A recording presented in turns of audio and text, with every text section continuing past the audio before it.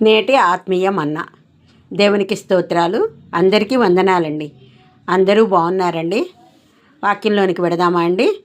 ప్రసంగి గ్రంథము 3వ అధ్యాయము 1వ వచనము. ప్రతి దానికి సమయము కలదు, ఆకాశము కింద ప్రతి ప్రయత్నమునకు సమయము కలదు. కరెక్టే కదండి. మనం ఏ ప్రయత్నం చేయాలన్నా దానికంటూ ఒక సమయం ఉంటుంది. ఆ సమయమునకు మనము చేసేటి ప్రయత్నాలు ఫలింపునిస్తాయి. కాబట్టి ఆ సమయం కొరకు వేచి ఉండి ప్రయత్నాలను చేసేవారంగా ఉండాలి.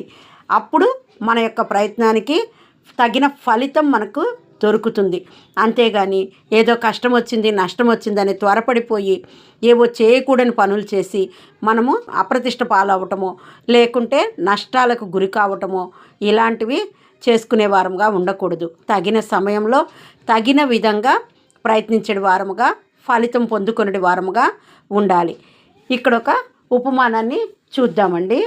ఒక యవ్వనస్తుడు గొంగళి పురుగు ప్యూపా దశ నుండి సీతాకోక చిలుకగా మార్పు చెందుతున్న ప్రక్రియను గమనిస్తున్నాడు.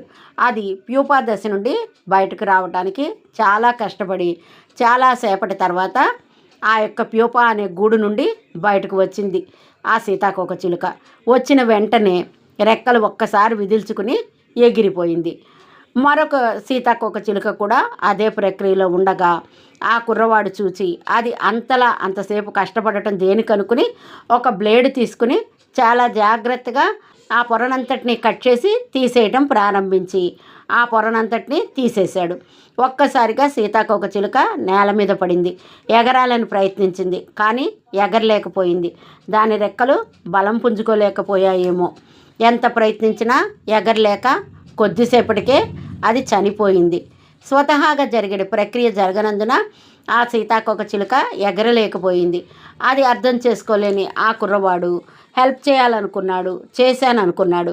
కానీ అది ప్రకృతి సిద్ధంగా జరగకపోవడం వలన అది చచ్చిపోయింది. అది కష్టపడుతుందని మనం అనుకుంటున్నాము, కానీ ఆ కష్టంలోనే దానికి మేలు దాగుంది. మన జీవితాలలో కూడా కొన్ని సమస్యలు, కష్టాలు మన మేలు కోసమేనండి. వాటిని నీవు జయించడానికి చేసే ప్రయత్నాలలోనే నీవు మేలులను, ఆశీర్వాదాలను పొందుకోగలుగుతావు. కానా పెళ్లి విందులో అక్కడ ద్రాక్షరసం అయిపోయింది, మనందరికీ తెలిసిన విషయమే. అప్పుడు ప్రభువు ఏమని చెప్పారు? అమ్మా, నా సమయం ఇంకా రాలేదు అని చెప్పారు. ఆయన సమయం ఇంకా రాలేదు. ఆయన తండ్రి ఆయనకు నిర్దేశించి ఏ పని నిమిత్తమైతే ఈ లోకానికి పంపించారో ఆ సమయం ఇంకా రాలేదు. ఆ సమయం వచ్చిన తరువాత ఆయన చేసిన అద్భుతాలు అనేకములు. అందును బట్టే ఆ బాణంలో పోసిన నీరు ద్రాక్షరసంగా మారింది. చనిపోయిన వారు తిరిగి జీవించగలిగారు. ఇలా అనేక విధాలైన కార్యాలు ప్రభు ద్వారా జరిగించబడ్డాయి. అదే విధముగా ఎవరైనా సరే వారి ప్రయత్నం చేస్తారు, కానీ ప్రతిఫలం ఇవ్వగలిగిన వాడు దేవుడే.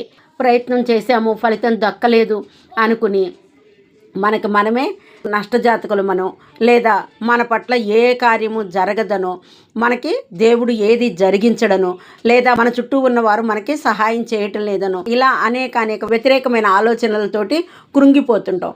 కానీ మనం ప్రయత్నము నిజాయితీగా చేసినట్లయితే తగిన సమయమందు ఆయన మన పట్ల సహాయం చేయడానికి, మనలను నూరంతలుగా కొలతలేనంతగా ఫలింప చేయడానికి సిద్ధంగా ఉంటారు. ఒకే కాండం ఒకే పోషణ, కానీ దేవుడు 2 కాయలకు వేరువేరు సమయాలు ఇచ్చాడు. ఒక సమయంలో ఒక కాయ పండింది, ఇంకొకటి పచ్చిగానే ఉంది. కానీ 2 ఒకేసారి ఏర్పడ్డాయి. అయినా కూడా ఒకటి పండింది, ఒకటి పచ్చిగానే ఉంది. అంటే పండుదానికి సమయం వచ్చింది, పచ్చికాయకి ఇంకా సమయం రాలేదు. మీ సమయం ఇంకా రాలేదు కాబట్టే మీరు ఫలింపక కాయగానున్నారు. తగిన సమయమందు నిన్ను నన్ను ఫలింప చేయగలవాడు ఆ సృష్టికర్త అయిన దేవాది దేవుడే. దీనిని మనము తప్పక గుర్తించాలి, అంగీకరించాలి కూడా. దాన్ని మనం యాక్సెప్ట్ చేయగలిగితేనే మనం కూడా ఆ ఫలితాన్ని పొందుకోగలుగుతాము. అప్పుడే నీ సమస్యలన్నిటి నుండి నీకు విడుదల కలుగుతుంది. అప్పుడు నీవు బహుగా ఆశీర్వదింపబడతావు.